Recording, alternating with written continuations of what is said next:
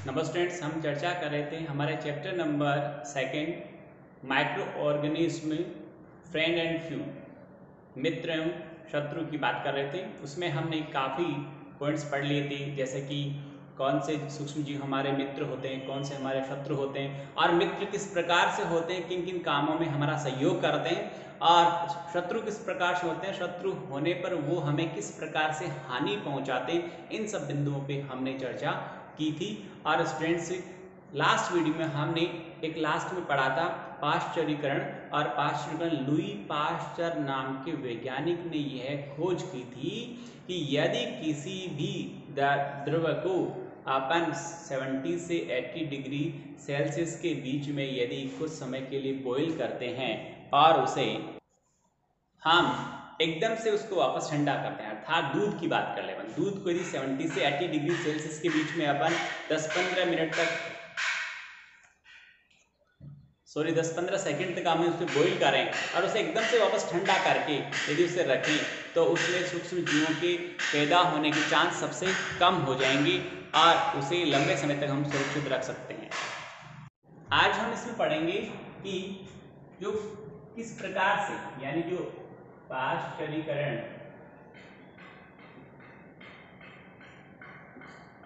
जो प्रोसेस है उसके द्वारा लंबे समय तक खाद्य पदार्थों का हम स्टोरेज कर सकते हैं। लंबे समय तक हम इन्हें खराब होने से या सूक्ष्म जीवों से इन्हें प्रभावित होने से हम उसे रोक सकते हैं, बचा सकते हैं, ऐसा हम कर सकते हैं।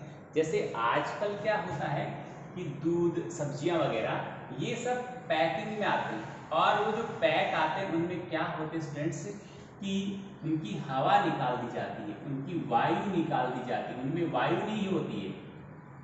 अब वायु नहीं होंगे तो इनमें क्या है कि सूक्ष्म जीव पैदा नहीं होंगे। ठीक है, आप कहते हैं ना एयर टाइट, जो एयर टाइट जो वर्ड है ना वो इसी का है कि एयर टाइट जब होते हैं तो इनमें हवा नहीं घुसती तो इसमें सूक्ष्म जीव पैदा नहीं होते, तो लंबे समय तक ये जो पैकिंग में हमारे पास जो खाने की सामग्री या फिर जो सब्जी वगैरह आती है वो खराब नहीं होती, ना सूक्ष्म जीव पैदा नहीं होते, जिन्हें लंबे समय तक काम में ले सकते हैं और ट्रांसपोर्टेशन में भी सुविधा रहती है। और स्टूडेंट इसके आगे हम पढ़ते हैं नाइट्रोजन स्थिरीकरण। नाइट्रोजन स्थिरीकरण क्या है, इसके बारे में थोड़ा सा विस्तार से मैं आपको बताना चाहूंगा।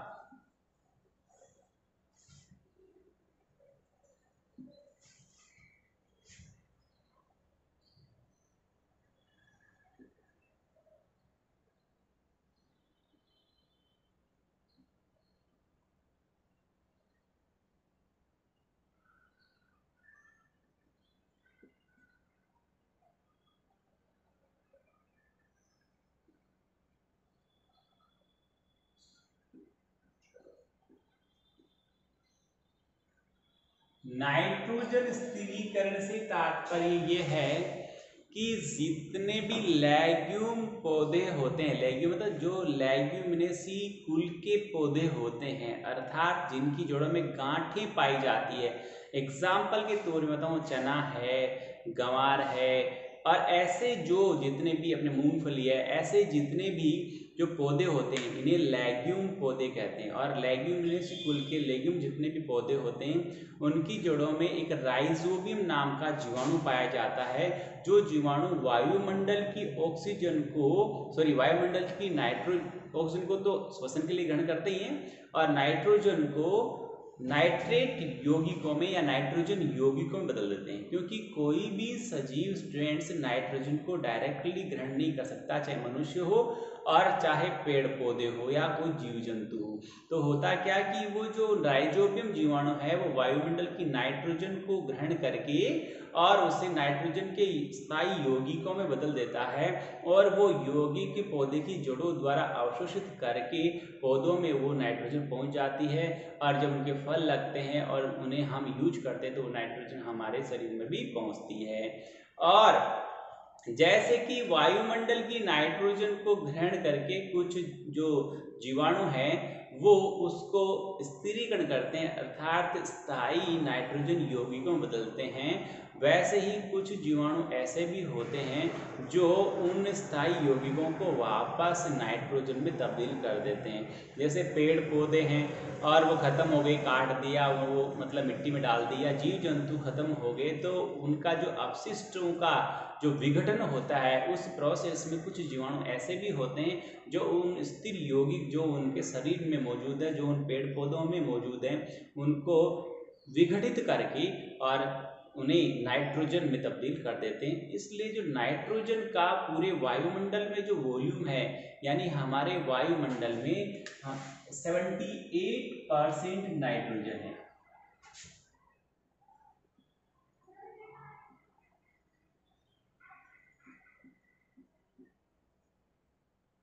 नाइट्रोजन कितना है? 78% नाइट्रोजन है और उस 78% नाइट्रोजन में कभी कमी नहीं आती है। क्यों नहीं आती है? कि वायुमंडल की जो नाइट्रोजन है उसको राइजोबियम जैसे जीवाणु लेकर नाइट्रोजन के स्थायी यौगिक बनाते हैं और वह स्थायी यौगिक पौधों की जड़ों द्वारा अवशोषित कर लिए जाते हैं और जब उनके फल वगैरह लगते हैं तो वो हम यूज करते हैं, जीव जंतु यूज करते हैं, तो वो नाइट्रोजन हमारे शरीर में भी पहुंच जाती है।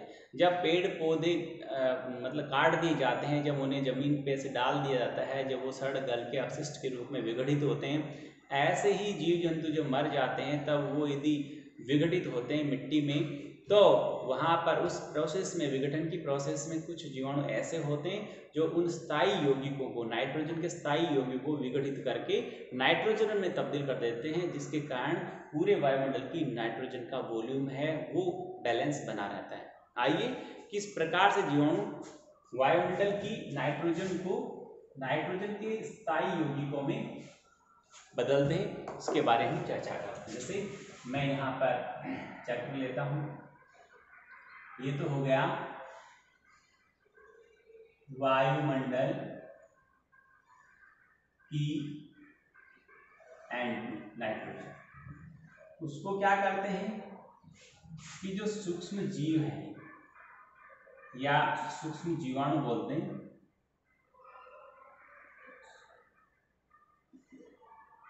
ठीक है, वो नाइट्रोजन के यौगिक बनाते हैं। ये नाइट्रोजन के जो यौगिक हैं वो पेड़ पौधों द्वारा अवशोषित कर लिए जाते हैं और ये जो काम जो करते हैं, यानी नाइट्रोजन यौगिक बनाते हैं। यहाँ पर एक चीज आप जो और लिख सकता हूँ कि इसका जो काम कौन करता है। चलो इसको एक स्टेप और बढ़ा देता हूँ, मैं आपको ये जानकारी लिख दूँ कि जो शैवाल है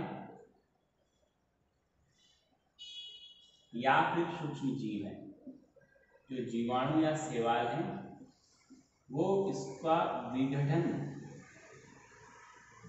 जो इसका स्थिरीकरण करने में सहयोग करते हैं और यहाँ पर ये क्या करते हैं कि नाइट्रोजन के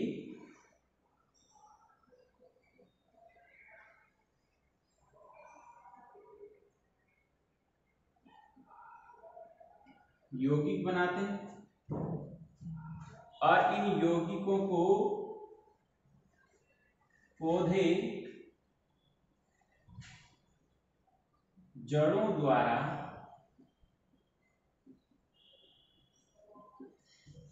अवशोषित करते हैं और ये अवशोषित जो नाइट्रोजन के यौगिक हैं जब फलों के द्वारा हमारे शरीर में भी पहुंचते हैं। अब ये जो यहाँ पर पेड़ पौधे अवशोषित करते हैं वो नाइट्रोजन के यौगिक मिट्टी में उपस्थित रहते हैं। मिट्टी में उपस्थित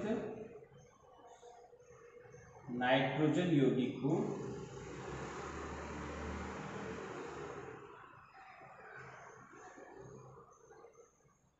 ठीक है पौधे जड़ों द्वारा अवशोषित करते हैं और फिर यहाँ पर जो कुछ जीवाणु ऐसे भी होते हैं जो इसे वापस विघटन करके इन यौगिकों का और इसे वायुमंडल में स्वतंत्र करते हैं।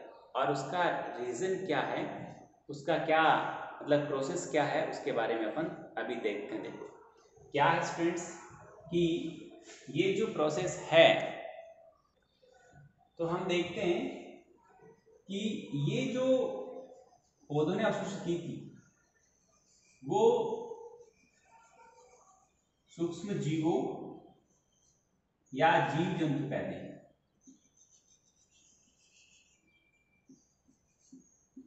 और मनुष्य भी इन पेड़ पौधों से मिलने वाले फल है, सब्जियां का उपयोग करता है, तो नाइट्रोजन इनके शरीर में चल जाती है और ये वापस इनके मृत्यु होने के पश्चात, मृत्यु होने पर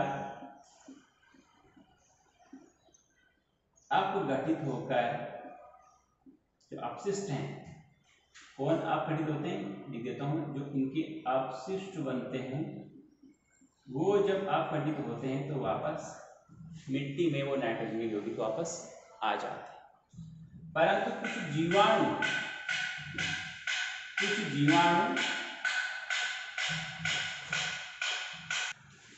जीवाणु द्वारा जो नाइट्रोजन यौगिक है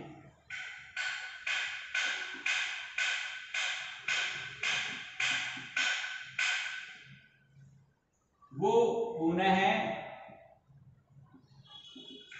इसे नाइट्रोजन में बदल देते हैं, पुनः इसे नाइट्रोजन में परिवर्तित कर देते हैं और ये मुक्त नाइट्रोजन वापस वायुमंडल में ले जाते हैं। कई बार क्या होता है स्टूडेंट, तड़िक यानी जो बिजली कड़कती है उससे भी वायुमंडल की जो नाइट्रोजन है वो नाइट्रेट यौगिकों में बदलकर नाइट्रोजन यौगिक के रूप में मिट्टी में उपस्थित हो जाती है।